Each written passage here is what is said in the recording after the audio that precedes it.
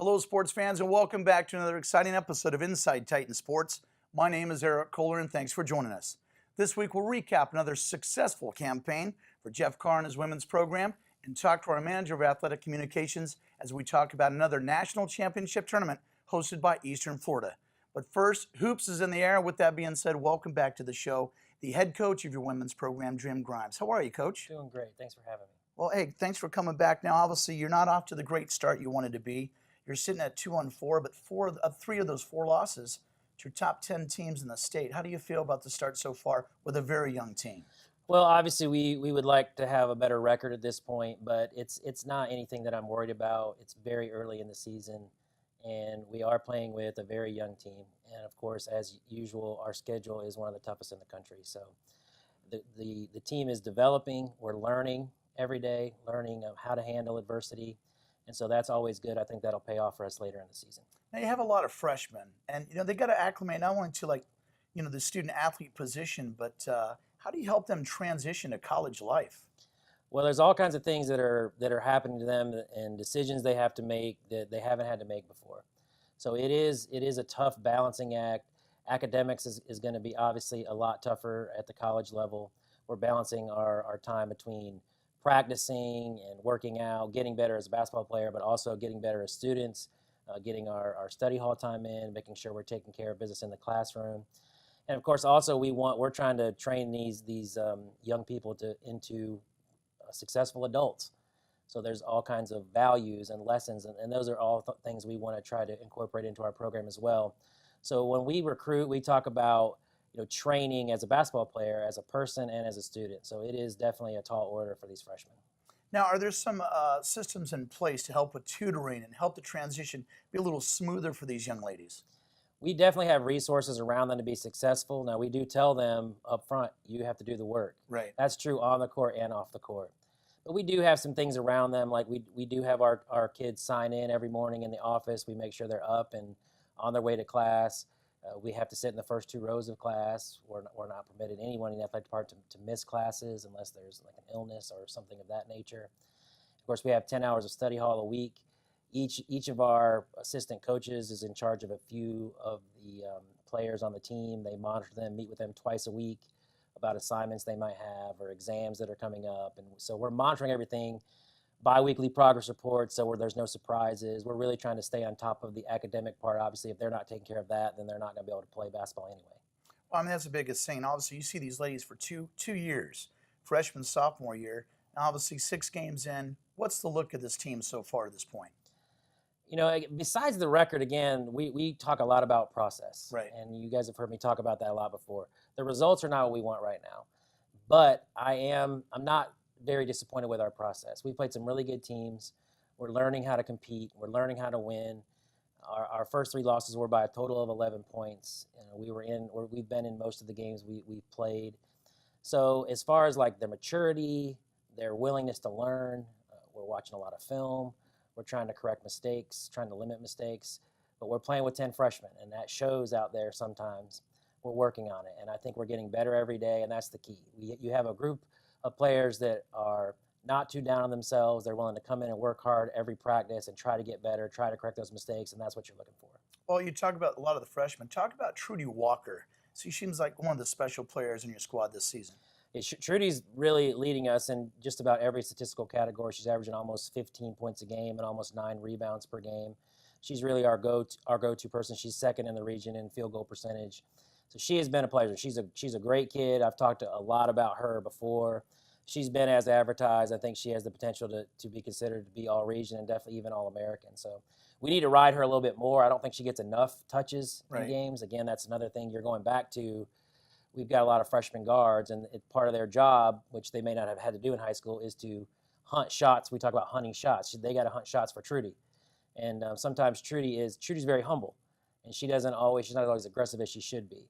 So, she shoots 65% from the field, but she only takes maybe 8 shots a game. So we need to definitely ramp that up. We worked in individuals this morning talking about that very thing. So when you're saying hunting for shots, how do you coach up your freshmen hunting for shots to get it down low to Trudy? Well, it's all about, doing what you're good at, seeking opportunities to do what you're good at. Right. Not everybody has the same skill set. Not everybody is going to be great from 3. That's a good shot for some kids and not a great shot for other kids. For Trudy, she's very good on the block. She's very good inside. She's athletic. So we've got to call sets, run things. Our point guards have got to get themselves in position to get her a great pass where she can do something really good with it. Well, I'll tell you what, this year you have a great opportunity. Like you said, you're playing some of the best teams in the state and in the country. Now, talk about this weekend. You have another showcase. I think you're going to play the #1 team in the state. Yeah, actually the #1 team, the state and in the country right now. So Gulf Coast Wow. State is defending national champion. And, I have a lot of respect for Coach Scoville and what she's been able to do there. We played them twice last year as well. I believe strongly in putting our players in position to play against the best. That's one of the things we sell in recruiting, that you're going to play against some of the best players in the country, some high major Division I players, and we'll get a chance to do that this weekend. You want to measure yourself against the best. Right. We want to be where Gulf Coast is. We want to compete for national championships. We think we can't do that if we're not playing those type of schools. With that being said, with Gulf Coast, how do you measure up? Where we got to be to get to that spot, to be in that top dog spot? Well, we've got some work to do before we're there. Okay. The proof's going to be in the pudding. We can have moral victories. We can compete with those schools. We've got to get to a point where we're beating those schools. We're winning those games. And our record doesn't show that right now, but we're going to go in this weekend and we're going to compete. And I think we can win that game. I think we can win every game that we go out. And it's just a matter of committing to our principles, playing the right way. And if we can do that, we can compete with anybody in the country, including Gulf Coast. Well, I believe in you, Coach, and the program believes in you. Now, talking about holiday season is upon us. What did December look like in terms of schedule-wise and taking some time off for Christmas? We're actually pretty busy in December. Our last game before Christmas is going to be on the 21st, and then I'll give them some time off there. So they'll be able to go home and spend some time with their families and celebrate Christmas right after that game on the 21st, and then we'll have a practice the afternoon of the 26th. And then we actually have a holiday tournament. We're down at Fort Myers on the 28th and 29th. And then, once we get into January, we have a couple games before. And then right second week in January, we're starting our conference season. Well, I'll tell you what, it's coming up really, really fast. Now, while I got you, though, I want to always ask you, how do you keep your motor going to keep excited about the season with the new group of kids that you keep on coaching up? Well, I'll be honest with you. This is going to sound cliches, but it's the truth. I love my job. Nice. I don't ever feel like I'm coming to work. I come into work, I get to watch basketball, I get to think about basketball, I get to teach basketball. Today's a long day. We have workouts at 6 o'clock, and I'll be recruiting tonight in Orlando, so I'll be home tonight. The whole day is revolving around basketball. It's one of my favorite things in the world, so I really enjoy what I do, and I think that's the key. If you can find something that you really enjoy doing, I feel called to it, and I'm fortunate to do it at a place like Eastern Florida where we have great resources around us and great leadership around us. And so I feel like, I'm in a place where I can compete and accomplish every professional goal that I have. Well, I'll tell you what, I love your passion, love what you do for the university. You're always welcome on the show. Thanks very much. That's Jim Grimes. We'll take a short break, come back and talk to Jeff Carr. This is Inside Titan Sports. Keep it locked in right here.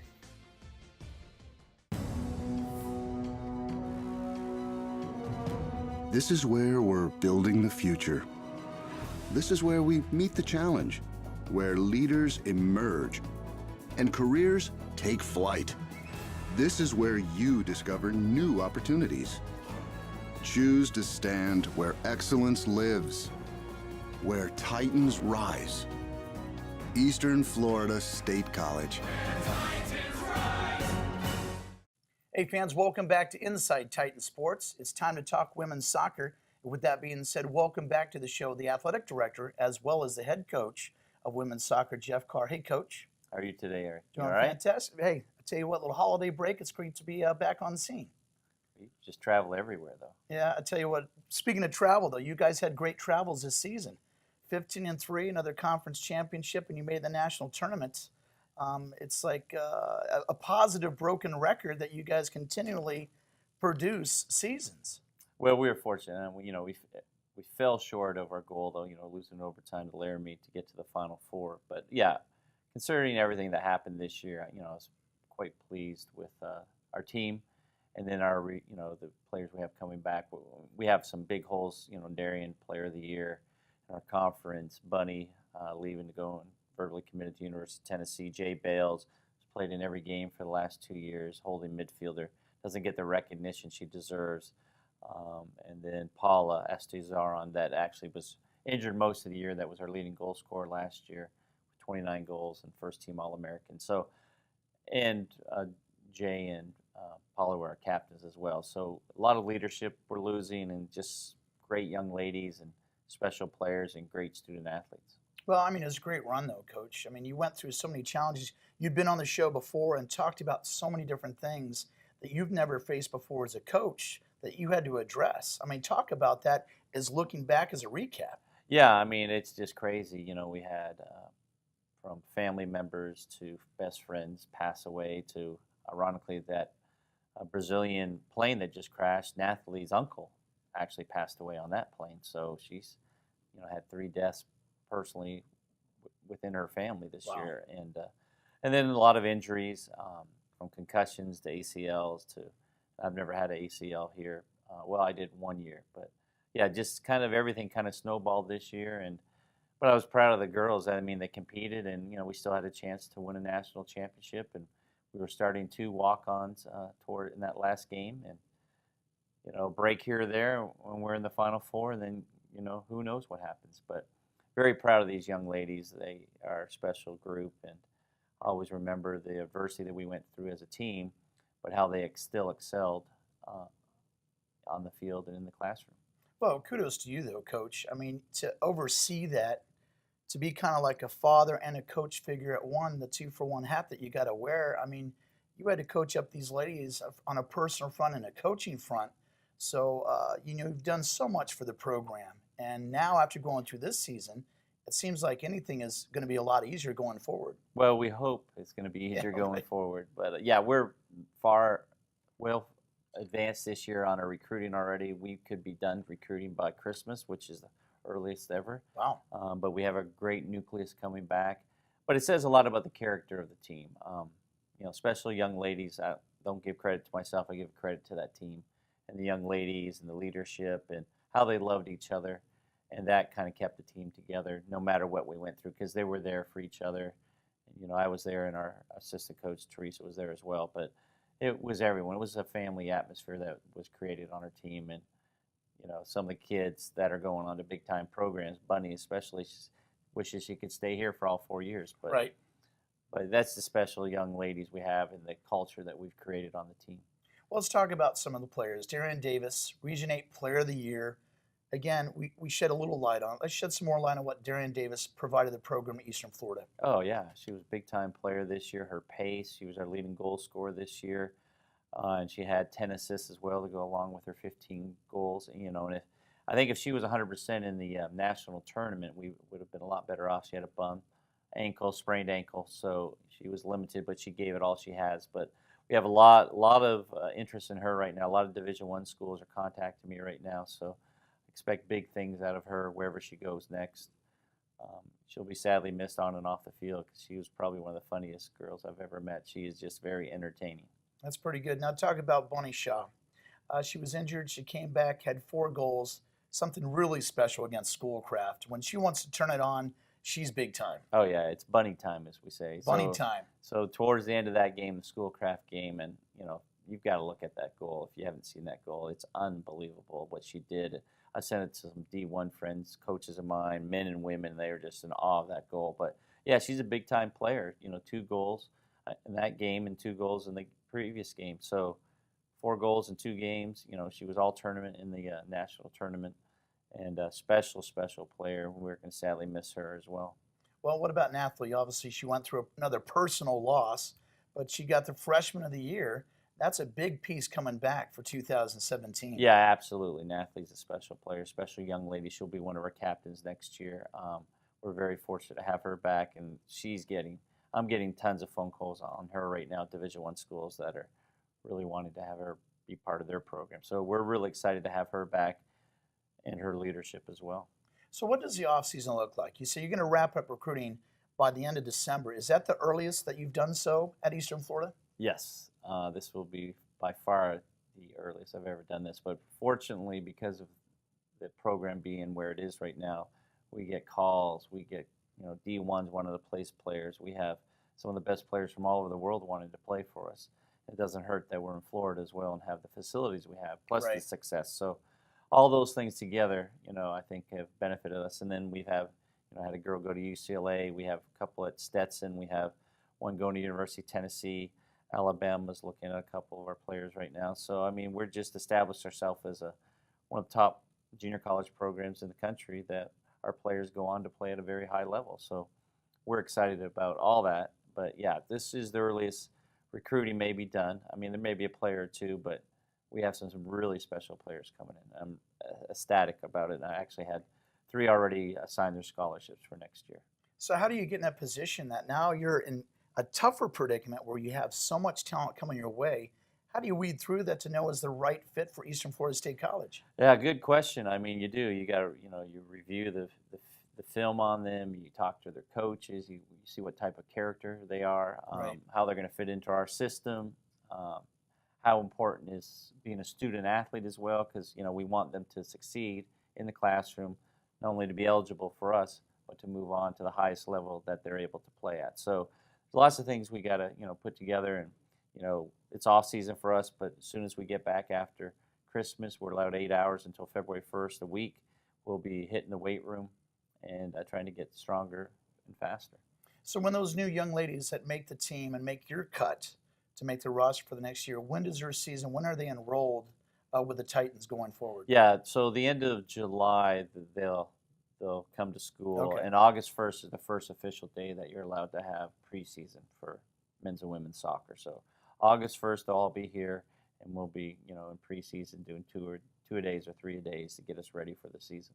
Well, I'll tell you what, just a real recap on this. What is your proudest moment of what you've gone through this season? So much has transpired, but you as Jeff Carr have gone through so much. What is your proudest moment? There's lots of different things, I think, that have happened off the field, just how the kids have come together. But probably one of the special moments is when Nathalie didn't tell anyone and played in a game on a Saturday night against Jones County. If we win that game, we go to the national tournament. Right. She scored 3 goals, came up, huddled us all in after the game, was crying, and told us that her brother had passed away on Wednesday. Oh, wow. She didn't tell anyone, and said that her brother would want her to be here and play for him, and that football was important to him as well as to her. So that, I lost it there. We were all crying after that. So that was very moving, and I'll never forget that. But there's a lot of other things too, that a lot of the young ladies have done this year, that just for each other as well.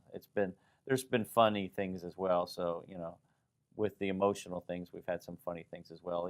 Even on our trip to Wyoming, the altitude about killed these girls, and they just said, it was comical though, just the way they reacted. Said, "I don't have any lungs, I can't breathe," and we had no subs basically by then. So sorry, but you got to keep playing. Well, I'll tell you what, Coach, we're proud to have you. Congratulations, a great year. I know you want to get that national championship ring, but keep doing great things out there. All right, well, thank you. Thank you for having me, and go Titans. I like it. That's Coach Carr. We'll take a short break. Come right back. Eastern Florida State College. This is where you discover new opportunities, where you pursue your dreams, and careers take flight. Apply now for new bachelor and associate degree programs in business, healthcare, computer technology, and other growing fields. Eastern Florida, where Titans rise. Apply today. Welcome back, fans, to our final segment. This is Inside Titan Sports. Thanks for joining us. Now it's time to catch up with our manager of athletic communications, Mr. Michael Parsons. Hey, Mike. I'm doing good. How you doing? Doing great. I'll tell you what, we had a Thanksgiving holiday. We did. And then prior to that, we had the opportunity of hosting Yeah. a national championship tournament again. And you were a big part about that. And let's talk about it. Yeah, I mean, 15 soccer games over 5 days, you Wow. know. It's when you look at the schedule before it starts, it's a little daunting. But as you know, we were there for a lot of it, and it's a lot of fun as well. No, it's pretty good. I got to do a little TV play-by-play, Yeah. and that was very thankful to Ryan Keel of getting those opportunities. But saw a lot of really great soccer. There was a lot of storylines leading up into the national championship tournament, and most notably Paradise Valley, the only undefeated team that came in the tournament, and they punched their ticket, third time in their history. Yeah, they really did. I mean, they came in as the #1 seed, unbeaten, and, Jamie Arato came in with like 45 goals or something, ended up with 48 for the tournament. She had 3 in the tournament. And, you thought, wow, this has got a lot of firepower. Right. And how will that kind of measure up now? Because, you got Arizona versus Florida versus North Carolina. You have all these different places coming together. And so you just don't know how everybody's going to measure up. But, man, I'll tell you, that team was really good. And what was really funny was we talked all beforehand and all early in the week about Jamie Arato and 45 goals. And Right. she's amazing. And she is amazing. And she had one goal that we saw that you never should have scored. She had a bad angle, and it was the wrong foot. She kicked it off. Somehow she managed to banana that thing in the corner of the net, and you're just like, wow. But the goalkeeper for them, Ariel Perez. Ariel Perez had a great tournament, and she ended up being the defensive player of the tournament, and she earned it. I mean, she went to a penalty kicks in which she stopped every shot during the penalty kicks. I've never seen such a thing in my life. I mean, goalies have, maybe a 20% chance of saving a penalty kick. And here she is. She stopped 3 of the 5. The other 2 went off the mark. So it was, like, amazing to watch. I tell you what, that was great. Now Paradise Valley wins it for the 3rd time. Yep. You talked about another story, though. Laramie County. Yeah. Shed some light. This is a crazy story, but a Yeah. fun story. It's a really cool story, and they made it into the Final Four. They unfortunately they beat us in overtime, Right. To punch their ticket into the Final Four. But they had come last year and they lost in pool play. Well, the head coach and some of the freshmen actually buried a ball on the beach by their hotel, and it was kind of their thing. We'll be back next year to get it. Well, 12 months later, they're actually back. And so coach and the players dig a 4x4 hole, and when they find the soccer ball. That is amazing. And the soccer ball ends up, on their bench through the tournament. And, that team was, I would have said that's a team of destiny. I mean, they went to penalty kicks Resilience. and won. They went to overtime, and then Right. they beat us in overtime. So you're like, this is the team that they got something Team going. of And destiny. it might be that soccer ball is kind of pushing them through a little bit. But, they fell to Paradise Valley in the semifinals, which obviously there's no harm in that. So a great run and a pretty cool story here on the beach. That is a great story. I wonder if the ball was named Wilson. Yeah, I don't know. But you made Final Four. Obviously, Eastern Florida makes it back to the National Yeah. Championship Tournament. Nat Da Silva and the game they lost was in concussion protocol, and that was a big piece right there. Yeah, it really was.